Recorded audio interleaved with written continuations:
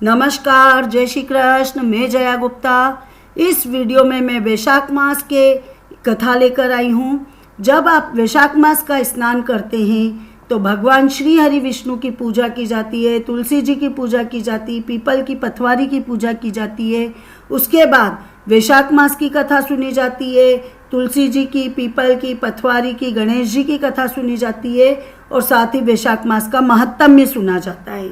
इस वीडियो में मैं आपको बता रही हूँ वैशाख मास की कथा। तो आइए देखें वैशाख मास की कथा। एक राजा जी थे और उनका राजमहल गंगा जी के तट पे था। अब वैशाख मास में वो प्रतिदिन ब्रह्म मुहूर्त में उठ के गंगा जी में स्नान करते थे, यानी वो वैशाख स्नान करते थे।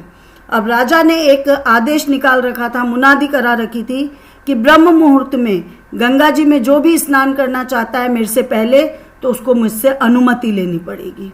अब राजा जी के डर के मारे उन्होंने ऐसी मुनादी करा दी, ऐसा आदेश निकाल दिया, तो कोई ने भी अनुमति नहीं मांगी कि कौन राजा जी से पहले नहाने जाए और उनसे अनुमति मांगे। हम तो राजा जी के बाद नहा लेंगे। तो इस वजह से कोई ने भी अनुमति नहीं मांगी। अब राजा जी जब रोज गंगा जी में स्नान करने जाते तो उनको जल वहाँ पे नदी में शांति की जगह हिलोरे लेता हुआ दिखता था, थोड़ा सा हिलता हुआ दिखता था। तो राजा जी को संदेह हो जाता है कि निश्चय मेरे से पहले कोई ना कोई प्रतिदिन गंगा जी में स्नान करता है, इसीलिए पानी की लहरें हिलती हुई दिखाई देती कि। तो राजा जी देखते हैं कि इसका पता लगाना जरूरी कि कौन मेरे से पहले नहाता है, जबकि मैंने मुनादी करवा दी थी। तो पता लगाने के लिए राजा जी क्या करते हैं कि नदी के तट पे पहरेदार बिठा देते हैं कि कौन मेरे से पहले नहाता है, ये पता लगाओ। अब नदी के तट पे एक वृक्ष था, उस पे एक बंदरिया रहती थी। वो रोज राजा जी के स्नान करने से पहले उठती और नदी में कूदती, डुबकी लगा के और स्नान करके और वापस आके अपने वृक्ष पे चढ़ के बैठ जाती थी। और इस तरह से होते होते पूरा वैशाख का महीना खत्म होने को आ गया, पर पहरेदार पता ही नहीं लगा पाए कि राजा जी से पहले कौन नहा के जाता हैगा, कौन नदी में डुबकी लगा के जाता हैगा। पर राजा जी को भी विश्वास था कि पानी की लहरें हिलती है, इसका मतलब कोई ना कोई नदी में पहले उतरता है। तो राजा जी ने अपने पहरेदारों को बिठाए रखा और उनको ताकीद कर दिया कि ध्यान से पता लगाओ, सो मत।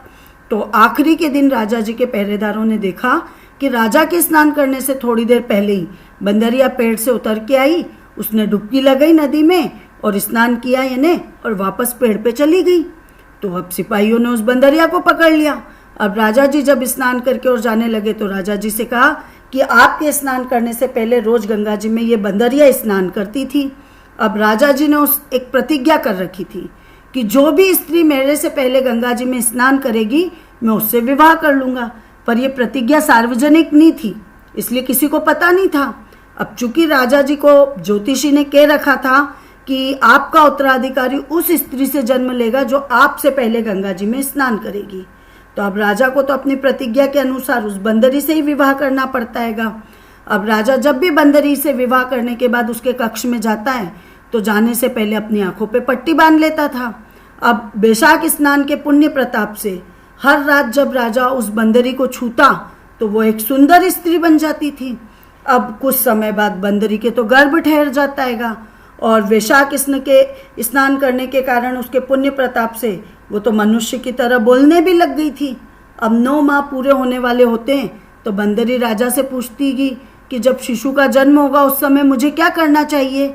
तो राजा महल में एक घंटी लगवा देता हैगा और बंदरी से कहता है कि जब भी तुम्हें दर्द हो तो इसको बजा देना, तो मैं सारा प्रबंध करवा दूंगा। अब राजा की अन्य रानियों के कोई संतान नहीं थी, इसीलिए राजा ने वैशाख स्नान में जो स्त्री उससे पहले विवाह करने वाली थी उससे विवाह किया था ताकि राज्य का उत्तराधिकारी मिल जाए, उसके कोई संतान हो जाए। और जब से बंदरी के गर्भ ठहरा तो सारी रानियों के मन में बंदरी से ईर्ष्या होने लगी। वो सोचने लगी कि ये बंदरी का मान हमसे बढ़ जाएगा, ये तो जानवर होके हमसे ज़्यादा इसको मान सम्मान मिलेगा और हम तो रानियां होते हुए भी हमारा तो मान ही खत्म हो जाएगा इसके कारण। तो वो सोचती क्यों नहीं इसकी संतान को ही अपन खत्म कर दे, तो इसको कोई मान सम्मान नहीं मिलेगा, ये जानवर जैसी रह जाएगी। तो वो उसकी संतान को नष्ट करने की योजना बनाती। अब जैसे ही वो घंटी लगी हुई दिखती है उनको रानियों को, तो एक रानी बंदरी के पास आती है और मीठा मीठा बोल के और उससे कारण पूछती है कि ये घंटी क्यों टांग रखी है। तो बंदरी सारी बात बता देती है। तो रानी उससे कहती है कि राजा जी ने तेरे साथ कोई मजाक तो नहीं किया, चल एक बार घंटी बजा के देखते हैं राजा जी आते हैं कि नहीं आते हैं अपना सारा कामकाज छोड़ के। तो वो बंदरी घंटी बजा देती गी। अब जैसे ही घंटी की आवाज़ सुनते तो राजा जी दौड़े दौड़े महल में आते हैं और घंटी बजाने का कारण पूछते हैं।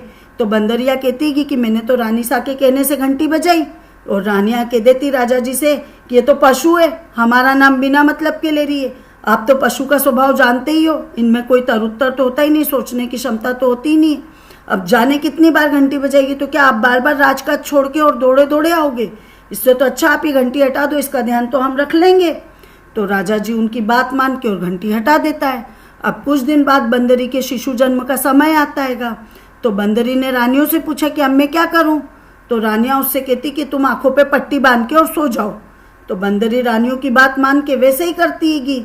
अब बंदरी के वैशाख माह के पुण्य प्रताप से, वैशाख माह में उसने स्नान किया था, उसके पुण्य प्रताप से एक बहुत ही सुंदर पुत्र का जन्म होता है। अब रानियां जैसे ही उस पुत्र को देखती है तो उनको लगता है कि यदि ये पुत्र हमने राजा जी के सामने प्रस्तुत किया तो हमारा मान खत्म हो जाएगा। तो वो उसके रोने से पहले उसको एक टोकरी में रख के और दासी को दे देती और कहती कि इसको रात के समय जाना और गंगा जी में बहा के आ जाना। अब उधर उन्होंने तो क्या करा, शिशु के स्थान पे एक पत्थर रख दिया और राजा जी को खिलवा दिया कि बंदरी के तो एक पत्थर का जन्म हुआ है। तो राजा जी सुनते तो सोच के संतोष कर लेते हैं, कहते हैं कि जब मनुष्य रूपी दूसरी रानियों से ही संतान नहीं हुई तो ये बंदरी तो पशु है, इससे क्या मेरे संतान हुई होगी। अब उधर रात को वो दासी जब उस शिशु को नदी में बहाने के लिए निकलती है तो इतना सुंदर शिशु देखती हैगी, तो उसका मन नहीं होता है कि वो उसको नदी में बहाए। तो वो ममतावश उस शिशु को लेके अपने पास तो रख नहीं सकती क्योंकि रानियां देख लेगी तो पता चल जाएगा। तो एक कुमार के चाक पे उसको लिटा के और चले जाती हैगी। अब दूसरे दिन जब सुबह सुबह कुमार और उसकी पत्नी घड़े बनाने के लिए आते हैं चाक पे, तो वहाँ पे एक बहुत ही सुंदर शिशु को लेटा हुआ देखते हैं। अब उस कुमार के भी कोई संतान नहीं थी, तो दोनों पति पत्नी को उस शिशु को देख के उनके मन में ममता जागृत होती है और वो सोचते क्यों नहीं इस शिशु को हम ही पाल लें। तो वो दोनों उस बच्चे को पालने लगते हैं, उसका पालन पोषण करने लगते हैं। अब बड़ा होके जब वो बालक बड़ा हो जाता है तो उस बालक को दासी से ये बात पता चल जाती है कि वो तो रानी बंदरी का पुत्र है जिसको अन्य रानियों ने मरवाना चाहा था। तो एक दिन वो बालक कुमार के बनाए हुए मिट्टी के हाथी घोड़े लेके नदी के तट पे जाके बैठ जाता है। अब जैसे ही रानियों की मुंह लगी दासियां नदी के तट पे आती है तो वो जोर जोर से कहने लगता, आओ रे मेरे मिट्टी के हाथी घोड़ों पानी पी लो। तो दासियां जैसे ही उसकी बात सुनती तो हंसने लगती है और कहने लगती कि अरे मूर्ख, कभी मिट्टी के हाथी घोड़े भी पानी पीते हैं क्या? वो तो गल जाएंगे। तो इस पे वो कहता है कि कभी बंदरी के भी पत्थर का जन्म होता है क्या? तो ये बात सुन के सारी दासियां आश्चर्यचकित रह जाती, सब घबरा जाती और जाके फटाफट अपनी अपनी रानियों को बात बताती गी। तो रानियां सोचती कि राजा जी को पता चल गया तो राजा जी हमें सजा देंगे, तो क्यों नहीं इसके पहले ही हम इसको हटवा दें यहाँ से। तो सब मिलके राजा जी से कह के झूठा आरोप लगा के और उस कुमार को देश निकाला दिलवा देती गी। अब कुमार अपने परिवार के साथ जाके वन में रहने लग जाता है। अब क्या होता है, जब वो वन में रहते हैं तो अगले वर्ष चैत के महीने में गणगौर के पूजन का दिन आता है। तो बंदरी का पुत्र घड़े में पानी भर के और बगीचे के बाहर बैठ जाता है। जिस बगीचे में सारे मंत्री और साहूकार की बेटियां गणगौर बनाने के लिए मिट्टी लेने आने वाली थी, उस बगीचे में जाके वो बैठ जाता पानी के घड़े रख के। अब सुंदर बगीचा, वहाँ पे शीतल छाँव देख के और बगीचे में झूले वूले देख के और वो सब लड़कियां वहाँ पे खेलने लग जाती, झूले झूलने लग जाती है। अब खेलते खेलते उनको प्यास लगती हैगी, तो वो वहाँ पे पानी देखती, उनको कहीं पानी नहीं मिलता है। तो वहाँ पे वो बंदरी का बेटा पानी का घड़े रख के बैठा हुआ था, तो वो कहती कि हमको पानी पिला दो, जल पिला दो। तो वो क्या करता है, लड़का एक जगह आग सुलगा लेता है और वो भी बैठ जाता है साथ में और कहता है कि जो मेरे चारों ओर चक्कर लगाएगी उसको ही मैं जल पिलाऊंगा। पहले तो सारी कन्या मना कर देती, पर उनको बहुत तेज प्यास लग रही होती है तो वो लड़कियां मान जाती है और वो सब उसके चारों ओर चक्कर लगाने लगती है, उसके फेरे लगाने लगती है। अब प्रत्येक लड़की के जैसे ही 7 फेरे पूरे होते हैंगे तो युवक उनको रोक देता है। अब 7 फेरे हो जाने के कारण सारी लड़कियों का विवाह उससे हो गया और अब वो भी सारी पानी पी पी के अपने घर चले गई। अब इस घटना को 4-6 महीने निकल गए, किसी का भी कोई सावा नहीं निकला, नहीं कोई उनको देखने आए। तो सब लोग कहने लगे कि इस साल ऐसा क्या हो गया, कोई देखने नहीं आ रहा है, कोई सावा नहीं निकल रहा है। और सब राजा और मंत्रियों की और साहूकारों की बेटियां थी राजा के, तो सबके माँ बाप को चिंता हो रही थी, सब अच्छे घरों की बेटियां थी। उन लड़कियों के से एक लड़की के घर के पास में एक बुढ़िया रहती थी। तो उस लड़की की माँ ने उस बुढ़िया से कहा कि ये जहाँ भी ये लड़कियां बातें करने के लिए इकट्ठा होती है, आप वहाँ जाके बैठो और सुनो कि ये क्या बातें करती हैगी। तो बुढ़िया वहाँ जाती है तो लड़कियां देख के उसको बोलती कि माँ जी आप हमारी बात सुनने आए हो क्या। तो बुढ़िया बोलती नहीं, मैं क्या तुम्हारी बात सुनूंगी, तुम अपनी बातें करो, मैं तो एक तरफ बैठी हूँ चुपचाप, मेरे को तुम्हारी बातों से क्या मतलब। तो लड़कियां आपस में बातें करने लगती है। तो एक लड़की बोलती कि हम सब ने कुमार के बेटे के साथ चारों ओर फेरे लिए थे, तो हम सबका ब्याह तो उससे हो गया, इसलिए हमारा कोई सावा नहीं निकल रहा, नहीं कोई हमको देखने आ रहेगा। तो बुढ़िया वो सारी बात सुन लेतीगी। अब वो जाके सब लड़कियों की माता को बता देतीगी। तो उन सब लड़कियों के पिताजी कुमार के घर जाते हैं और बोलते हैं कि हमारी लड़की तेरे बेटे के साथ फेरे खा चुकी है, इसलिए उनकी शादी तेरे बेटे से ही करनी पड़ेगी। तो कुमार बोलता मेरा बेटा इतनी सारी पत्नियों को कैसे संभालेगा, मैं लड़के से पूछ के ही बात करके और फिर बताऊंगा आपको। तो वो लड़के से जब पूछता है तो लड़का बोलता है कि आप फिक्र मत करो, मैं सबको संभाल लूंगा, इन सबका ब्याह आप तो मेरे साथ करा दो। अब लड़कियों के पिता ने सब अच्छे मंत्री की और साहूकार की बेटियां थी तो खूब अच्छा दान दहेज देके सबको विदा किया। अब कुछ समय बाद कुमार के बेटे के हर पत्नी से एक एक पुत्र होता है, और चूंकि वो भी सब बहुत सुंदर लड़कियां थी, कुमार का बेटा भी राजा का बेटा था, तो उनके जो पुत्र होते हैं वो बहुत सुंदर सुंदर होते हैं। सब तरफ चर्चा फैल जाती, तो राजा तक भी चर्चा पहुंच जाती। तो राजा बुलावा भेजता है, राजा पूरे परिवार से मिलना चाहता है। तो बंदरी के बेटे ने अपनी सब पत्नियों से कहा कि चलो राजा के यहाँ चलते, राजा ने हमको बुलाया है। और सब पत्नियों को तैयार करवा के, सुंदर सा सब बच्चों को तैयार करवा के, और राजा जी को समाचार खिलवा देता है कि हम सब आपसे मिलने के लिए आ रहेंगे। अब सारे वो परिवार के साथ सारी अपनी पत्नियों को लेके और बच्चों को लेके राजमहल में पहुंचता है। अब कुमार के लड़के ने पहले से ही सब पत्नियों को कह दिया था कि वहाँ एक बंदरिया बैठी हुई मिलेगी, आप सबको केवल उसके ही पैर लगने। सब ने अपने पति के कहे अनुसार राजा जी के पैर छुए, उनको नमस्कार किया और बंदरिया के पैर छुए। बाकी दूसरी रानियों से कोई बोली भी नहीं, उनके पैर भी नहीं लगी, ना उनके पैर छुए। मतलब सभी रानियों को बहुत क्रोध आया और कहने लगी कि ये कुमार के बेटे की मजाक करने की आदत नहीं गई क्या, इसकी औरत बंदरिया के तो पैर लग रही है, उनसे तो बात कर रही है, और हमसे बोलना तो दूर हमारे तो पैर भी नहीं लग रही, हमको इतना भी सम्मान नहीं दे रही है। तो वो राजा से शिकायत करती है। तो राजा जी भी गुस्से में कुमार के बेटे के पास आके कहते हैं कि मैंने तो तुमको बुलाया और तुम्हारा सम्मान किया, और तुम मेरी पत्नियों के पैर नहीं लगवा रहे होगे अपनी पत्नियों से।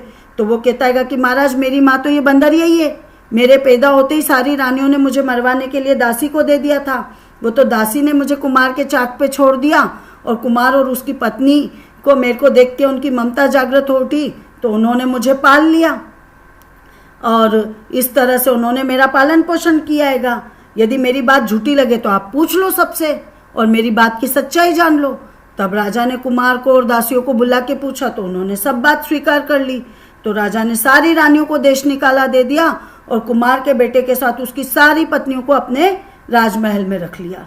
वैशाख स्नान के पुण्य प्रताप से राजा को उसका बेटा मिल गया, बहू, इतनी सारी बहुएं मिल गई और पोते मिल गए, और वे सारी लड़कियां भी वैशाख स्नान करती थी, तो इसलिए उनको भी पति मिल गया, बेटे मिल गए और राजपाट सब मिल गया। कथा अधूरी हो तो पूरी कर जो, पूरी हो तो मान कर जो। हे भगवान, जैसा बांदरी हैं, राजा जी है और उन लड़कियां वैशाख मास को पुण्य फल मिलियो, वैसे ही सबे ने पुण्य फल दीजो, सबका भंडार भरजो, सबको राजपाट दीजो। आपको मेरी ये कथा अच्छी लगी हो तो इसे लाइक कीजिए, शेयर कीजिए। अभी तक यदि आपने मेरे चैनल को सब्सक्राइब नहीं किया तो कृपया मेरे चैनल को सब्सक्राइब कीजिए, बेल आइकन को हिट कीजिए ताकि मेरे नए वीडियोस के नोटिफिकेशन आपको तुरंत प्राप्त हो। हिंदू धर्म, संस्कृति, तीज त्योहार, व्रत कथा, रीति रिवाज इत्यादि जानने के लिए मेरे साथ बने रहिए। जय श्री कृष्ण।